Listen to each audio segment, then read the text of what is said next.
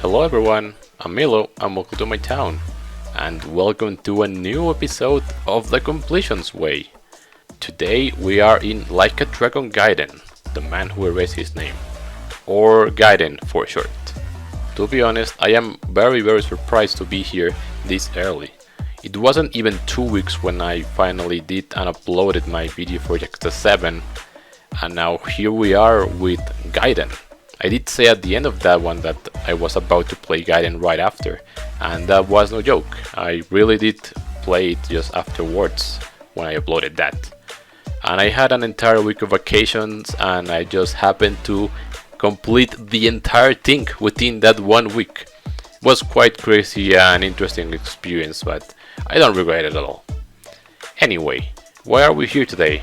Well, if I am completely honest, and I am happy to report, completing this game is actually not that difficult. As I said, I did it within just 1 week. Of course, I had a lot of free time during that time, but also most of the stuff that's for completion is not really that annoying or grindy like the 2 past games have been, especially 7. Almost everything that's in this game is actually quite fun and engaging to do. There were a few things here and then that were annoying on the completion thing for meeting all of the requirements, but overall they are really minor when you compare them with the rest. This game on itself is small, like even less than Yakuza 6, which is already a small game. So that's part of the reason why I think they went lax on some of the requirements. But you know, stuff like the Akame Network, which are the sub-stories, and some of the side quests are really incorporated into the main story and are pretty engaging, so I ended up doing most of them just within my main playthrough of the game. And I really had a lot of fun. So even though I am saying that it's not all that difficult, I still do have a few things that I would like to talk about and discuss about this game. So I thought, what the hell, let's make a completions way episode. Especially since I have it so fresh in my mind, so I'm making it right after I finish the game. So without further ado, let's begin. I tried to split the sections into roughly what they are presented within the game like. So let's begin with something like abilities. Not much to say in here, you will begin with a few of them that you can buy, and I think when you get to chapter 2, when you get introduced to the Akame system, Akame Network, then you will unlock almost every single other move to buy. All of the initial ones require only money, and welcome back Yakuza 0, because money is experience in this game. You need money to upgrade them. But after that point in chapter 2 you will also need some Akame points to be buying them. Don't worry, there is plenty of them, especially if you keep doing the side quests, so you will probably not hurt for them at all. Money on the other hand, there's some ways to get it as well, but at some points you may be actually lacking them to really go all out. I will mention here that something that I didn't entirely like too much about the game is that the battles seem a bit pointless. Like in other games, you get experience just from battling, and as you level up, you usually get either a passive stat boost plus whatever abilities you are allowed to buy afterwards. In this game, it's not like that. Fights can only serve you to give you money, and they don't even guarantee it all the time, so it's kind of weird. I feel that's a bit of a missed point in the game, but oh well. So that's just for the upgrades and the battles. I will mention here, there's a few achievements I would like to discuss. Just like in 7, most of the achievements are just literal game progression, so they're impossible to miss pretty much. But do use your gadgets. I would say that sometimes the gadgets for the agent are a little bit annoying to activate, or sometimes they don't even activate depending on when you began holding the button. There is an achievement for each of the 4 of them for using them a specific amount of times, so you may want to do that, especially with the cigarettes. I feel like they were the ones that I ended up using the least because they're just not that great in how you throw them. But for everything else, there's an achievement. There is also another one, which you could get accidentally, but if you are not too aware and you don't really trigger a scenario, then you don't get it. You need to throw someone into the river with the spider gadget. You can technically do this in the Sudden Booty footpaths, but it is a little bit difficult. I know I did it at least once, but it wasn't as consistent.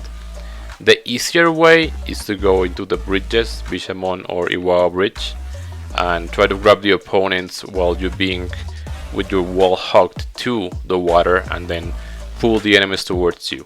Sometimes they will just collide with the bridge, but a few of them may just actually go towards the water. So that's how you can get this achievement. The next thing is the gear or armors.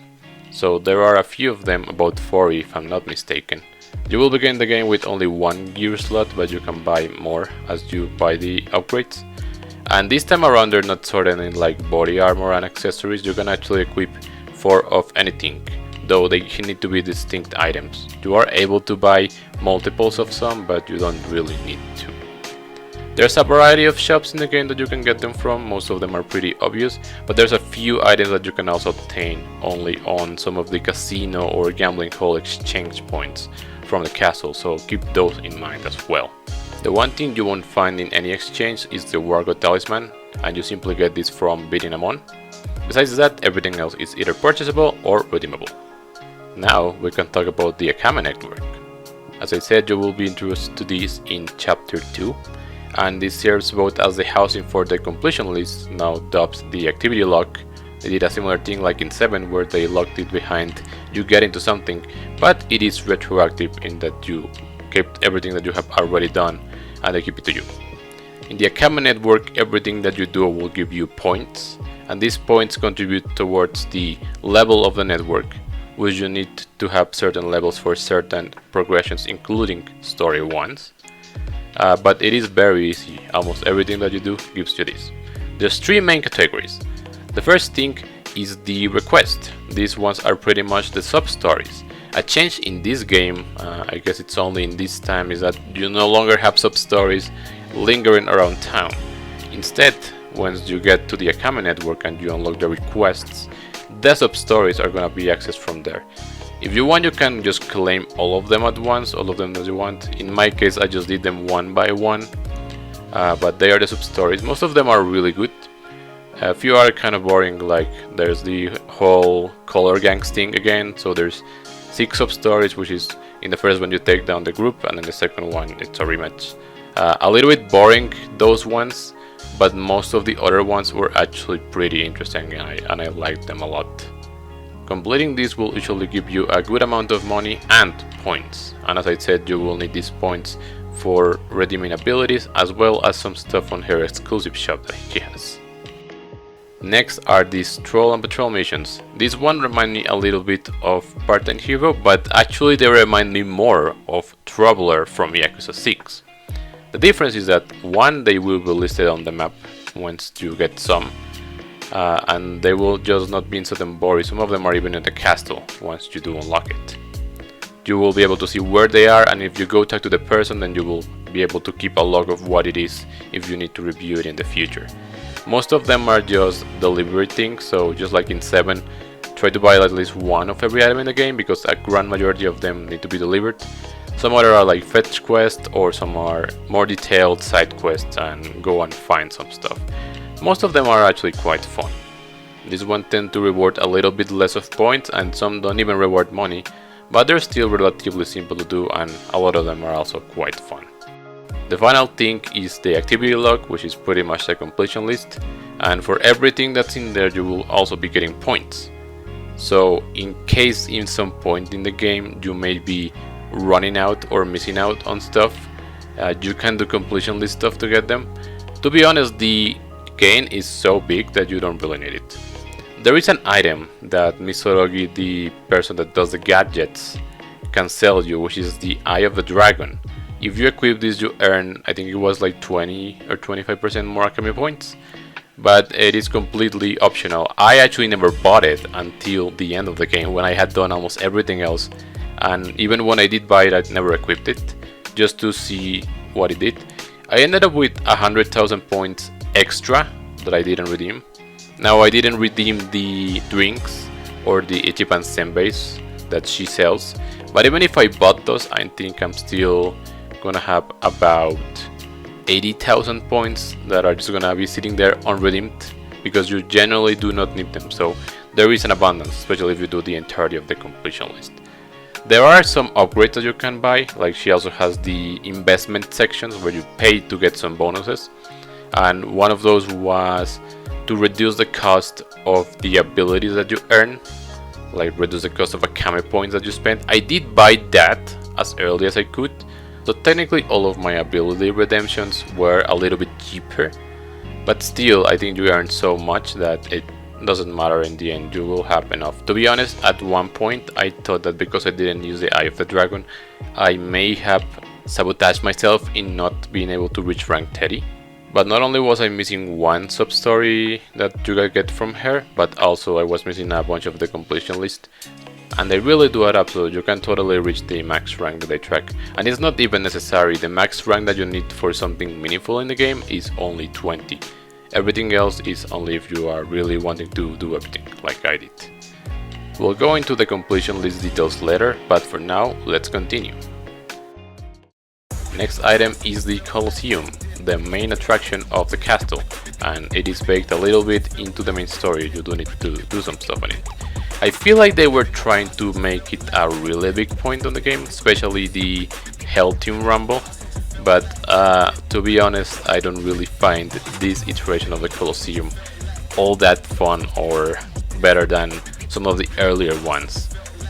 A little bit of a shame because I think there was potential, but I don't think it's properly executed. So the Coliseum mainly consists of 4 modes, let's go over them.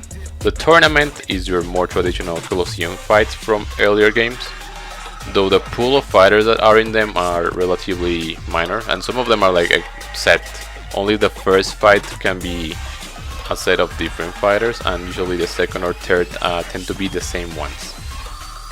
Also, I guess I'll mention, in this game it looks like you do actually keep whatever bonuses or stats you were getting from your equipment in the Coliseum. And well, even just with the upgrades and with some of the stats that you can get from equipment, you are so broken. So while you are still climbing and maybe you don't have enough money to buy all of the top stuff, it will probably be okay. Like, I didn't find them to be incredibly difficult either. But once you do have all of the upgrades and the best equipment out, they just melt, which removes a bit of the fun. I guess that was the challenge of the Coliseum before, where you didn't have any of the equipment that you could have, so you were more relying on your actual skills as a fighter. But here it trivializes a little bit, so oh well.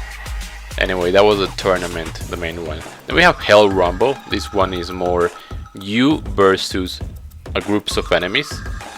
Pretty much just that. Then we have the special matches, which the first 4 you need to like get text messages and unlock certain parts to trigger them. There are 2 Mr. Try and Hit Me ones, and then 2 gamble fights. I'll talk a bit more about making money later, but these gambling fights are some of the earlier best methods to actually get a lot of money, because you can double what you bet on them.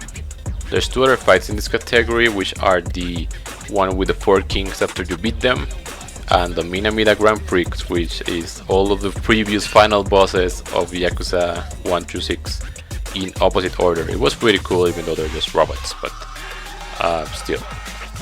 Now, I'm not sure if this is because I own the DLC, but there were some special matches against Daigo, Sayajima, and Majima. I don't know if everyone has them, but I think it was because of the DLC. These ones are just completely optional and they're not even accounted for any tracking thing, but you can do them as well if you have access to them. Then the final mode is the Hell Team Rumble. I think they were hoping to make this like a really big thing, like even the DLC that they sell, I think it's mainly geared towards this. I mean, not really, but to a degree.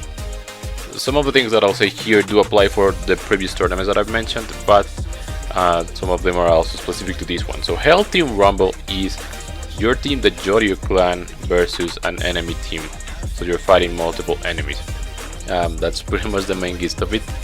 Something that I haven't mentioned so far, but that you can totally do in most of the fights, is that for the first time you can choose not to just play as Kiryu, but to play as any of these other characters. You can actually select them.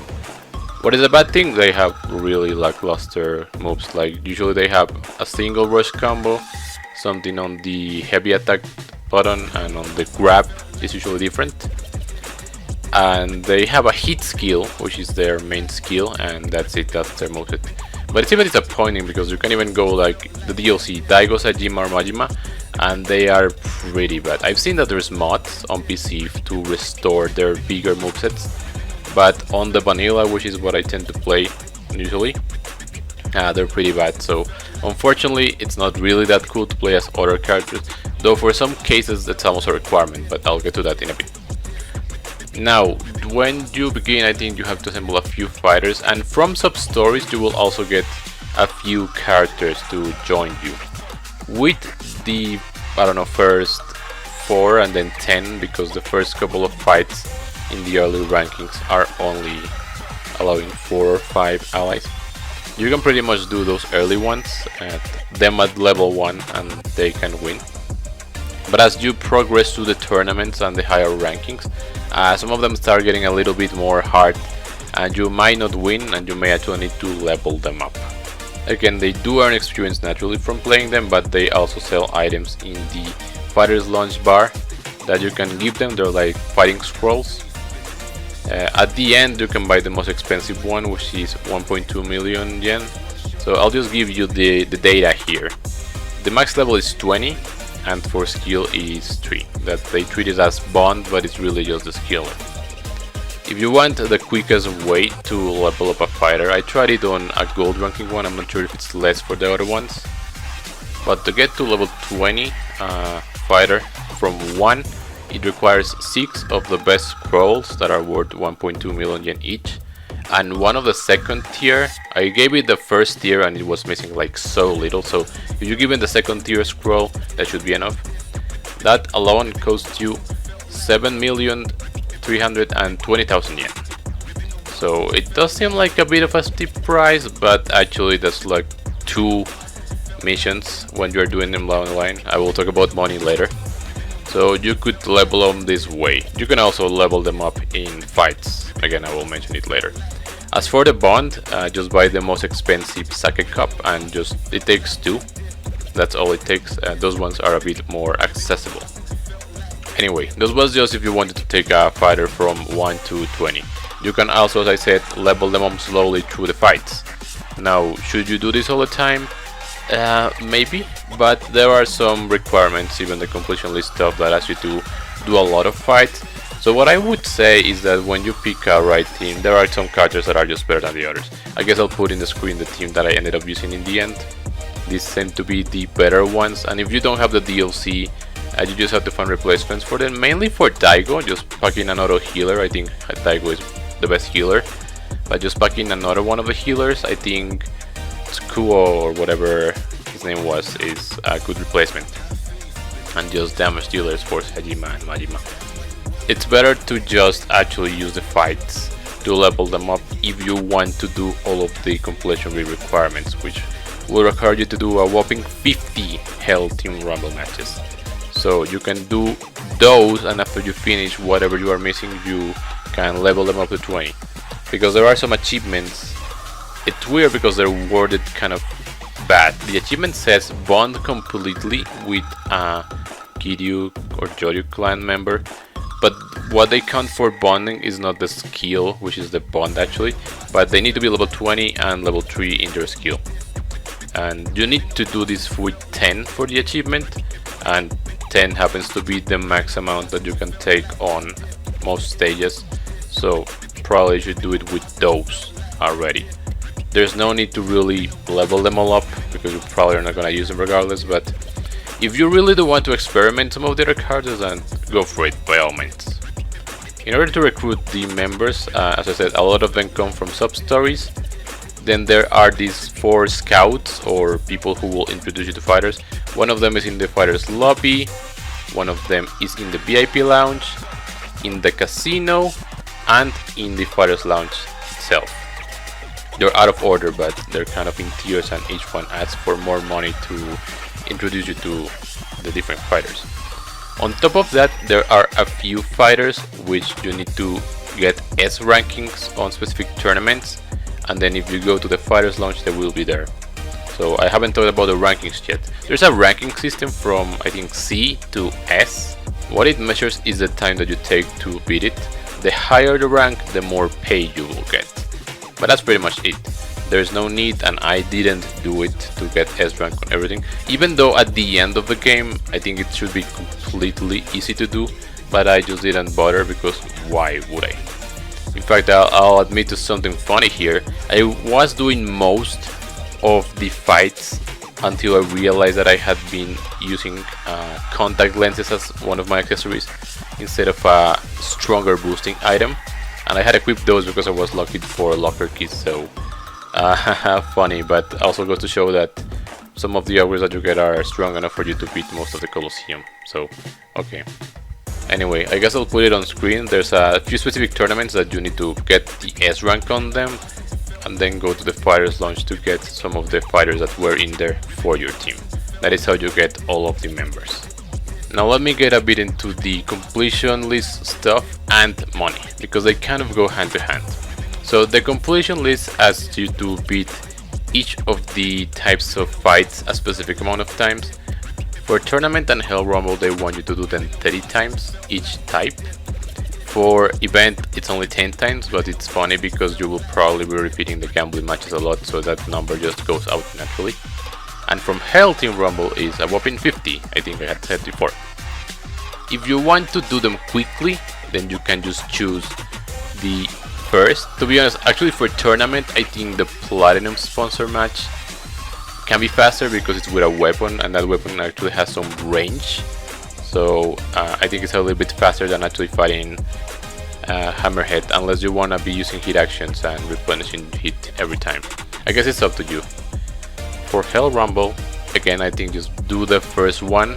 It's really easy to beat them with just the strings from your spider gadget and the boost from your boots, and then just kick like 2 times the boss that won't die to that, and it's pretty easy.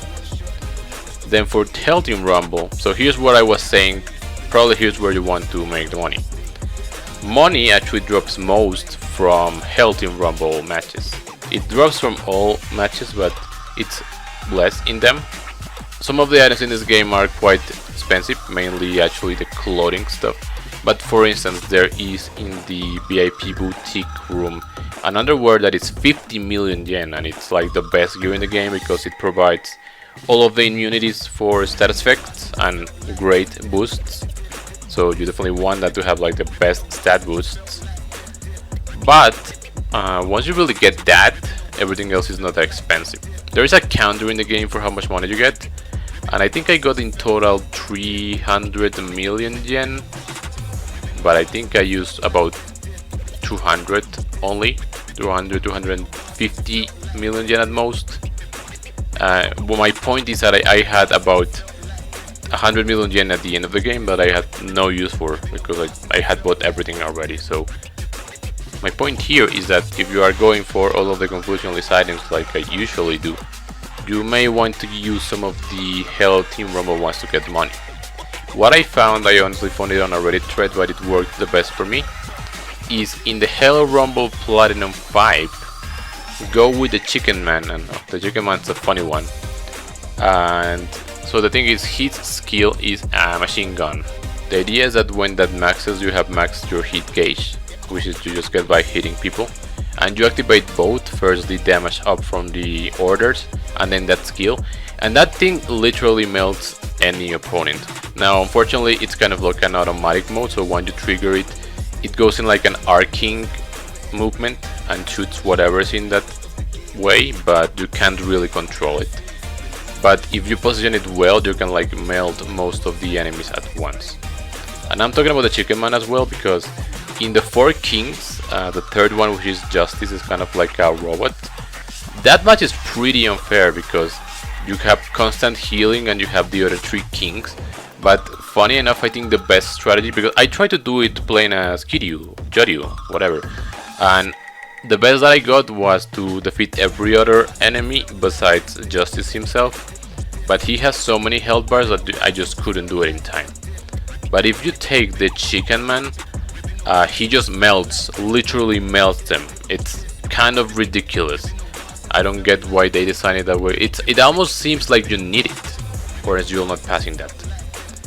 But then again, this is a good way to farm the 50 wins that you need, and at the same time farm a team for bond and experience.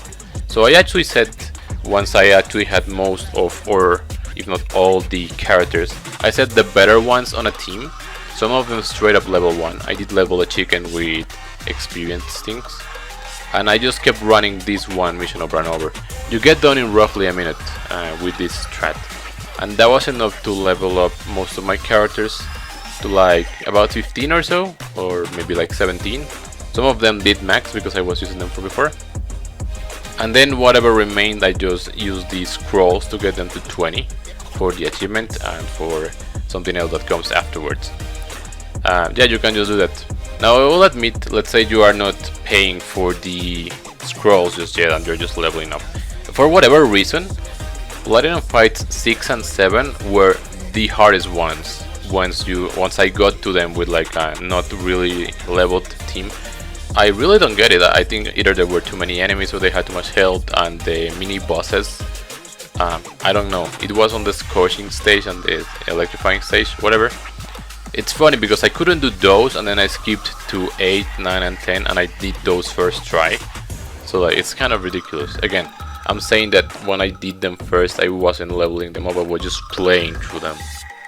But yeah, if you level them up, if you get a full level 20 skill level 3 team, they should be able to crush every single stage. So as I said, the method that I used for money grinding, that I didn't even really need too much in the end, it was mainly just so I could get a good amount of money and I would do the requirements for the completion list, was Platinum 5. So you could do that one as well. I guess it was the lengthiest part. One thing that I will mention that I haven't so far, it's part of the Coliseum, is the whole thing of the 4 kings. I briefly alluded to it earlier. So at one point in the game you will be presented with this thing.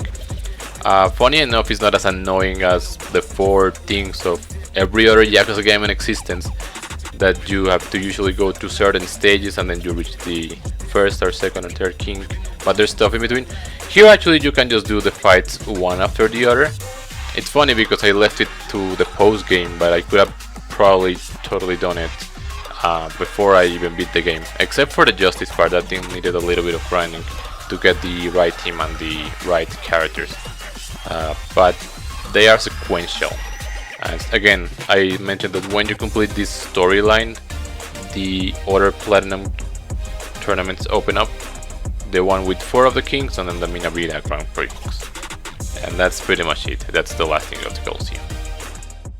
And now we can move on to the activity log, our completion list.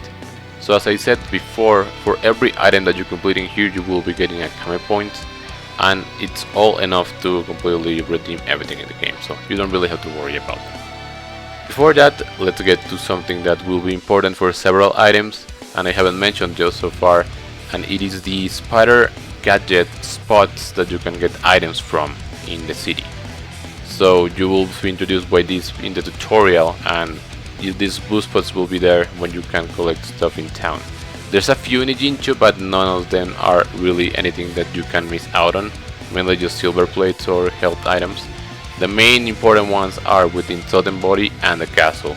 There are some that are like really important because they're like unique items, and everything else is out like healing or just plates. So keep that in mind. A few of the important items or key items for some of the minigames are found within these things, or also locker keys are gonna be there, which also reward these things. Just wanted to mention it so I don't have to go over it every time. So let's go over some of the important items in the completion list. The first one, the drinking alcohol. So there's a category for the different types of alcohol that you can find. Most of these are within the main completion items for each of the restaurants, but there is one funny one that you can kind of softlock, well, not really. In Ijincho, if you would recall, there's a Gindako, which is the only restaurant. They serve some cocktails or alcoholic beverages in there. If you don't drink those in chapter 1, you're not able to get those again until Premium Adventure. I guess in this game they didn't allow you to travel back to Ijincho at the point of no return, which felt weird to me because in every other Yakuza game they allow you to do that. But I guess in the context of this story it doesn't make much sense, but oh well. The rest of the food items don't matter. In fact, for some reason, if you actually eat in chapter 1 and in Gindako, even if you get like the entire menu, they will not get the completion star. You only get that after you get to Southern Body. So again, it's weird. That's why I didn't know that you could miss out on it. But again, you can just do it in Premium Adventure to get all the check marks. Also, the alcohol beverages from the Hostess clubs are included here, which I don't think they have done so in the past. Next is the coin lockers, so you will be able to find them both in orb forms like usual, or in the collectible things across the town and the castle. I don't know what it was, but I found it a harder time to find the locker keys this time around. Like, I missed about 13, and usually I miss like, I don't know, 6 or 7. I don't know if it was a lighting or what, but oh well. I guess sometimes the ones that are hidden items with the spider gadget can be a little bit more hidden. It's not just looking up, sometimes they're in like hidden alleys, but whatever.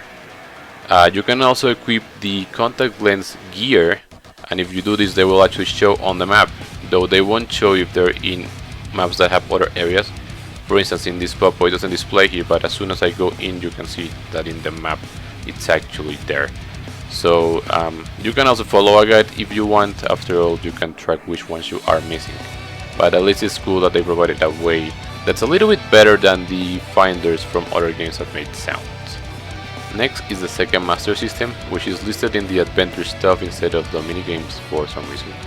When you get to the Daidoji hideout in Sotenbori, in one of the rooms, it will be there. There's a few games that are in there by default, and you need to find the cartridges for the other ones. Some of them are hidden through town or in exchanges, so you'll need to get them like that. The only completion is to play them, so if you don't really care about doing anything, then you can just launch it and then immediately get out. I tried to play them for a little bit, but I wasn't all entirely interested in them, so yeah. Next is clothing. So for the first time they allowed us to mix and match the clothing outfits, and even through the game, not just in Premium Adventure. Unfortunately the selection is relatively small, and because most of the suits are pretty similar and then the other ones are just kind of bad. Most of the suits and clothing things you will be able to buy on the boutique, and the few that aren't there I believe are in the Akame Network exchange. In case you want to know how much they all cost, I think it's around 7 to 8 million yen. I don't have the exact value, but I bought most of them in a single spree, and I think I spent roughly that. The final item under the adventure ones is to give cigarettes to Akame 10 times, so you will be able to give her, and I think some in-game time needs to pass before she is able to receive them again. I guess if you want, give her the Mebius, because Kiryu needs the 7 stars to smoke.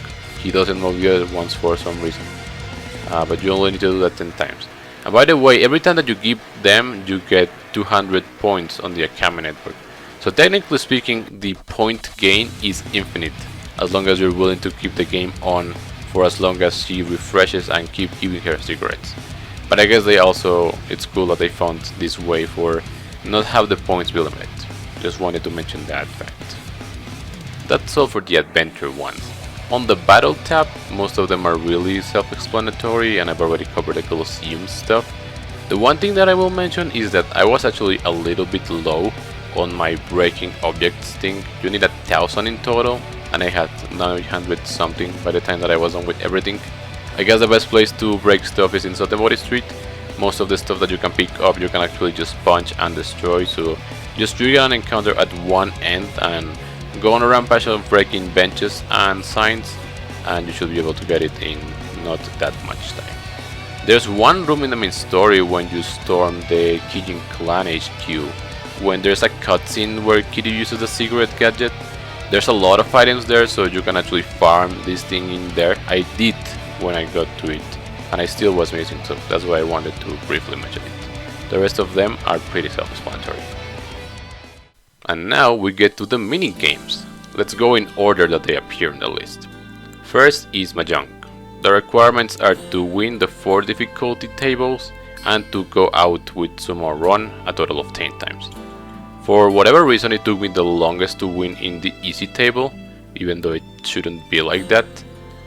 And on the final one, the royal table, actually just use the one cheating item that they give you. In theory that table should be harder to win, so I just decided to use it there. Fun fact, In this game, the cheat item is actually called the 9-gate style, and in previous games it was called either the Lucky tile or the Peerless tile. In Kiwami 2 it had that last name. And it actually gives you a different hand. I guess that's the 9 gates, that's the hand that it gives you. It's different because in Kiwami 2, for instance, which is the most popular use of it, you actually get the 13 orphans hand right off the bat. In this one you get a slightly different one. I guess you can wait if you wait another one to get the 13 orphans, but I think most people won't even know how to get that hand. Even I'm not really sure, I only know the pure basics. I do believe you get less money because you only get a double Yakuman with the 9 gates, whereas you could potentially get a triple Yakuman with its 13 orphans, but I really don't know how to do it on my own. So I guess it was just a fun fact that I wanted to mention. Next is the UFO Catcher. There's like over 30 prices, I think it was around 36 in different sets. The good thing is that every set will come complete, so you can just do that there. You can technically begin doing this since Ijincho in chapter 1, though I don't know if Ijincho has access to all of them, but I do know that Sotenbori has access to all of them, and you can just change them on the cleric to get through all the groups. I will give a tip just to one of them. The pixel mascot ones, which come in these hexagonal cases. Due to the shape, it's kind of hard to grab them, so the strategy with them is kind of to nudge them and push them with the edges of the claw instead of doing the regular grab. It took me quite a while to do it because the very last one was literally in the corner, so I had to move it all the way. Took a while, but it's doable, so just keep your chin up and keep trying. Next one is Pocket Circuit. I was honestly not expecting this one to be in the game. I think maybe I had seen it some time back, but I probably forgot. So it was a really pleasant surprise to actually see it here when I played it. To be honest, I would recommend you really try to play it on yourself because I think it's pretty fun to try to like do the customizations and win the tracks. Of course there's guides out there if you want to see them, but just try it. After you play for a little bit and you unlock the rivals feature, you should start to get sterile and patrol missions across town and the castle of other rivals. I recommend you get them as early as you can, because for every single racetrack there is one rival who will race on that exact same racetrack. And general rule of thumb, if you won with a specific setup in the regular tournament, then that exact same car will probably win you the rival race. So before you go ahead and change that setup, try to do that. It's my recommendation. There are also time trials that you can do, but you don't really need them. There's no completion things or anything, and honestly the points that you get from the races and the rivals alone is more than enough to buy everything. As you play, more and more parts will appear on the parts shop and you can exchange them with points. And after you buy everything that they offer, they will change to be a regular exchange for plates. And you know, at the end, and even though I had redeemed some beforehand, I had enough for like 29 platinum plates, which is quite a lot of money, so it's kind of crazy.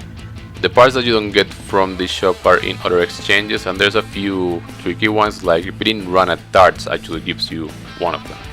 A few rivals will also give you some, and then in just some other exchanges you can get them. Next is Karaoke. Pretty simple, there are 6 songs and the only requirement is to score 90 points in each of them.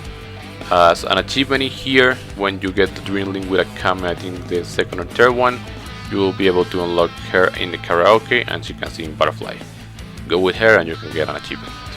Unfortunately, there's Hostesses in this game, but they don't have karaoke songs, so we only have this one. Next up is the golf cages. Once again, like in 7, in the closest to the pin challenge, you only need 300 points in each of the 3 stages, which is incredibly easy. You really shouldn't have to worry about it. Then on the bingo challenge, as a heads up, there are 2 different stroll and patrol missions that will ask you to get a 4 bingo and an 8 bingo in a single game, so you can try to leave it to do it with those. And additionally, there is a completion thing that wants you to do 10 bingo tiles in a row. Now the funny part is that you can literally quit the minigame and re-enter, and it will still count as long as you haven't messed up. So a literal way to cheese it is do the first 3 before they start moving, quit, re-enter, and just do it until you get the completion thing. It's that easy. I not barely did it like that because I had some from before, but I did actually get a full board clear, so yep. The only thing left is that they want you to play 10 times on the different courses. I did try the same auto-clicker trick that I did from 7. Unfortunately, it doesn't work this time. I don't know if it's my screen resolution or something, but this time the mouse does not align on the same space as any of the challenges, so you actually end up seeing the results. So just spam if you just want to get through it, or just normally play 10 times. Next we have the Sega arcade games. First we have some fighting games, so we have Virtua Fighter 2.1, Sonic the Fighters, and Fighting Vipers.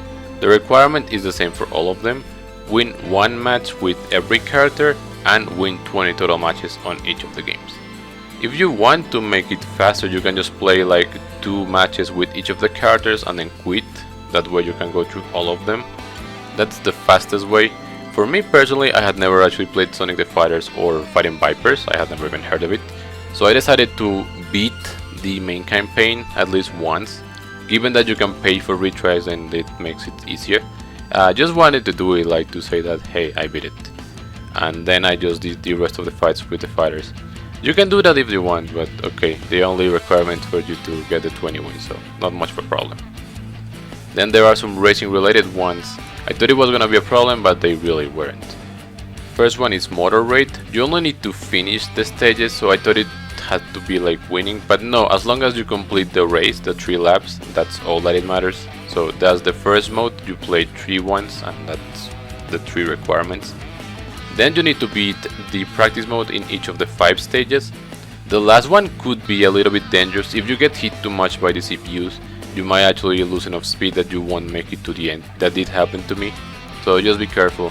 My strat that worked was try to get the boost to the maximum and then use it. That way you can just get ahead from the competition and not be too annoyed by them. Then the other one is Sega Racing Classic, which I think is actually just Daytona USA, but rebranded. In this one they only want you to play it 10 times, and they count play as when you put in the money in the machine. So if you don't want to bother to play it, because to be honest I tried for a bit but I sucked at it, you can just simply quit as soon as the money gets added into the machine. Quit and then start it again and just do that 10 times. And now, weirdly enough, there's 4 different completion items for this. I have no idea why, but you can do them that easily if you want. Next up is darts. The only completion things are to play on every rule set. You don't even need to win, but let's be honest, it's pretty easy. And then you need to defeat all the rivals. So there's gonna be a few rivals that you unlock between Sotenborg itself and the castle, and only Akame is able to be in both. So you need to be either at the Sigil Bar or the castle darting place to do these rival fights. You do get some goodies after defeating them. One particular thing, Gyada, which is a stroll and patrol mission and probably the first rival that you will meet. You need to do him a second time after you to beat him in the stroll and patrol mission to get his item, because the stroll and patrol one does not count. There's also some different darts that you can collect. The aforementioned second Gyada one actually gives you one of them. Most of them are in exchanges and shops or locker keys. They don't really act any different besides being different grades, but since you can just buy the ones for triple S at the Akame exchange, you can just use those to win everything. It's pretty easy. Next is the gambling games. Good thing is that cheating items are back, and also there is a royal or hardest or highest stakes version of every one of the 4 of them. It is the same 4 that were in Yakuza 7. So I recommend you do only go to those when you're doing the requirements, unless you play them earlier for some reason. For both Oichukaboo and Blackjack, the cheating items should give you enough chips to get the completion thing and give you a good start for the other one. For Koi Koi there is a Hanafuda cheating item, but I guess since I really don't know how to play it, I still struggle to get like a really good one. In theory the game rigs you some good stuff, but even if you don't know which pairings you should be picking, then that's a little bit annoying. And for poker, even though you can have like 2 good initial cards and use the Royal Joker in there, so that the next 3 ones are probably matching, that will also help the CPUs and sometimes they can win. So it's better to actually try to have when the first 3 are revealed on top of your 2, if there's something in there. And don't go betting like crazy from the very beginning, because sometimes the CPU will kind of catch on to that and either fold or just not do it. If you get a little bit lucky, then you can get like bets of 20,000 or even 30,000 chips in a single thing, so that can get you the completion quickly. I think in the end I didn't end up using the Royal Jokers, or maybe just one. I just got a little bit lucky on that, but usually poker does require a little bit more of play. And same with Koi Koi, you may need to play for a little bit. Like, funny enough, I did get like a super crazy hand when I used the Hanafuda, but then the very next hand the CPU also got like a lot, so I got less points than I could have, and that's just a little bit of bad luck. Next we have Shogi. I thought it was gonna be like Yakuza 7, but they added one extra thing. So once again they want you to both play 10 times and do all 10 puzzle stages, which get done at the same time. But then additionally they wanted you to play challenge mode. Now you don't need to win, thankfully, so I think the fastest thing is to just enter the challenge and then lose as fast as you can and do that 10 times. If you quit, it doesn't count, so you need to either naturally win or lose. I have no idea why they added that, but you can just cheese it by losing quickly. Next is Pool. This was probably the more annoying one, because one of the requirements is to win 20 times. I think that's a lot, and Pool is a little bit more complex than most minigames, so it took a little bit longer. In addition, you also need to play every rule set. Again, you don't need to win it, but you may as well do if you play the beginner difficulty. Now, there is also two more things. One of them is to win 10,000 points, because now there is points in this thing and there's an exchange. And the second one is an achievement. You need to win the normal stage at the one-shot challenge, or formerly known as Puzzle Pool. Now, the last thing that we had this was in Yakuza 5, but the thing is, back then you had a specific number of stages and it was just one shot, and that was the stage. This time around they decided for some reason to bundle 3 different shots into a single stage, and you only have a limited amount of shots in total for the stage to clear it. When you play the easy one, I think it's very easy to actually first try it because the shots are not that bad. Then you get to the normal one, and oh my god, it is actually way harder than it should be. The first shot is relatively simple, but then the second and third ones are pretty technical, like you almost need to match it to the pixel. And I use video references because I wasn't getting it, and I was generally just comparing visual cues in the background to try to match my shot exactly how the person did it, because it looks like you don't do it any other way. Took me a bit of tries, but I did eventually get it. Now, I will admit that I was questioning myself here because I was saying, oh, this one was hard, I wonder how the rest of them... Well, I did manage to first attempt the hard stage.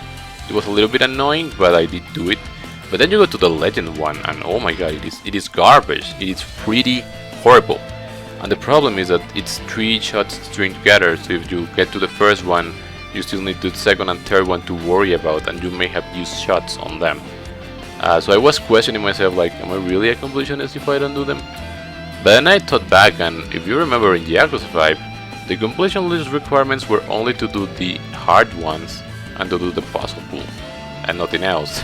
So technically there were other things, including the expert difficulties, which I had done in the 2 previous games at that point, and I didn't do them because they weren't asked, so I didn't end up doing the legendary one because it seemed pretty hard and I didn't really want to sink time into trying to do it when I was just gonna get angry. I hope you don't think I'm a fraud completionist, but again, there's no real requirement, no achievement, and no completion list item, which is my main determining for these games. So yeah. Now again, for the 10,000 points, from doing those easy, normal and hard stages of the puzzle pool and just the 20 games of beginner 9-ball, which is what I did, that was enough. I actually got it on the 19th 9-ball. You do get more points if you play the harder difficulties, but I just did the maths and I knew that I could do it, so I just didn't bother going more difficult. 9-ball seems to be the better one, because the other ones could be a little bit more annoying. And the final minigame is the Hostess. So you have Heavenly Club at Sotenbori and Castle Cabaret at the castle. In this game, I guess there was another select point that they were going for. They went for full live action girls as the hostesses. Now, unfortunately, I didn't really like it too much because there is no real back and forth in between Kiryu and the hostesses, so you don't really get to hear conversations between them, and that's what I mainly liked about the hostess minigame in the previous ones. Heck, there's even profiles that you get after you complete their bonding stages, and they tell you information about them in them, but you could completely not even have seen that information while you were doing the hostess, just because you didn't pick the right conversational options. So I guess it's kind of weird. But if you remember Yakuza 6, an actual requirement was to get their information tidbits for their profile. So yeah, I didn't like it too much, though I will admit some of the girls that they chose were very pretty. And that's all the completion list. The only other thing that I haven't mentioned so far is Amon. So you unlock the Amon sub-story when you beat every single other one and most of the Coliseum. First you need to do a Hell Team Rumble against Tetsu Amon, which is a robot and his legion of robots. I did it with the exact same team that I won the other tournaments that I had shared. I did use Kiryu, but probably would have been easier with the Chicken Man. I just thought that maybe that was the only fight, but no, you actually get Guy Amon right after you beat that Hell Team Rumble match, and that's a more traditional Amon fight. I wouldn't say it was that hard, but I think you can just heal a lot in this game, way more than the previous ones. He does heal the boss himself, but I think that's because I didn't take out his drones quickly, and then you just hit him, and if you manage to combo several hit actions, it just goes down so quickly because once again you get so broken in this game with the stats and all of the gear that you can equip. And with that, we really did cover everything in this game. I guess one thing that I forgot, but I didn't really want to mention it too much because it was bad. Talking about the fighters in the Coliseum, so there's this guy that you meet when you are leaving the fighters lounge for the first time, and he can offer training for them. However, I didn't even mention it because it's bad. Like, it takes time. I didn't even use him at first, and I tried him later when I had a lot of money. So he has like different training regimes, but they are worth from less and that take more time. Like literally takes real time or like in-game time. If you pause, then it doesn't count. Pretty much that. I mean, I guess they train, but it's annoying. Technically, you can leave some people to train, but I think you just get more if you just do battles with them genuinely. And also, technically, the most expensive one that you can request, it has like a high chance of failing. Like it can fail, by the way. So I did it like 3-4 times, and it always failed. So why even bother? It's 800,000 yen. Yeah, by the time that you're earning millions in fights, it's not much of an issue. But why bother with that guy when you can just do missions in that time and actually get levels that way on your characters? Besides that, I think I did mention everything. I'll be honest with you here. After the Coliseum segment, where it was mainly the completion list stuff, I had recorded that first, and it was like 32 minutes in total or something like that. So I decided to re-record it because at that length the video would have been longer than the one for Yakuza 7, and for Gaiden to be longer than 7 in the video, I thought it was crazy, so I just redid it. It ended up being shorter, so right now, depending on how long I take for this outro, it will be just slightly shorter. Still, I guess I did manage to talk for a good bit about this game, even though it doesn't have that many things. I guess some personal talks about the game from my own. I really enjoyed it. I mean, again, the battle system's interesting. I haven't played Judgment, so I don't know how they do stuff in there, but I did mostly enjoy it. Again, except for the gadgets, sometimes they're good, but their activation method is kind of annoying at times. But I did like it. I like that they gave Sotenbori the main spotlight. Sotenbori has been a city present in many Yakuza games, but it is never the spotlight. I guess in Yakuza 2 technically, but it's shared within Kamurocho. But this game taking almost entirely on Sotenbori was kind of cool, and you know, it also fits the theme of the game of it not being that big. There's no sub-stories out in the open as we have discussed, but I still think it was pretty good, and it gave a good reception to Sotenbori itself. The story I also really enjoyed. As I had said prior, I was really interested to see after 7 and Kiryu being in 7, like what had happened to him, and well, they gave us the answer that, well, he was secluded, but he was also kind of being captive by the Daidoji faction, pretty much working for them. That's their way of enforcing that he would keep his end of the deal. And even at the end, to be honest, I thought during this game, since Ogikubo fell in 7 to his money well being gone and him being part of the Daidoji, I thought that the faction was going to collapse and that would lead into 8 and maybe he regaining his name. I guess that didn't really happen and he actually stays Taichi Suzuki at the end. So, well, I'll have to play 8 to find out more, I guess. I do believe it gives a more warmer end to Kiryu's arc, and again, it will probably be enforced in 8. I have heard from a friend that 8 is more of a Kiryu game than an Ichiban game. I was told that, so I do want to know. And also I know that you can go back to Kamurocho and there are these memory things, so I guess we're assuming that at this point in time, Kiryu has not been back in Kamurocho since Yakuza 6, so when he does go back, I do wonder what will happen. Again, I played this game very close after making my video about 7, but in reality it was like 2.5 months after finishing 7. 8 is next, of course, but I will take a bit of a more time. I don't think I'll be playing it before July, because I do want to focus on other stuff and do other stuff in the meantime, but I'll get to that.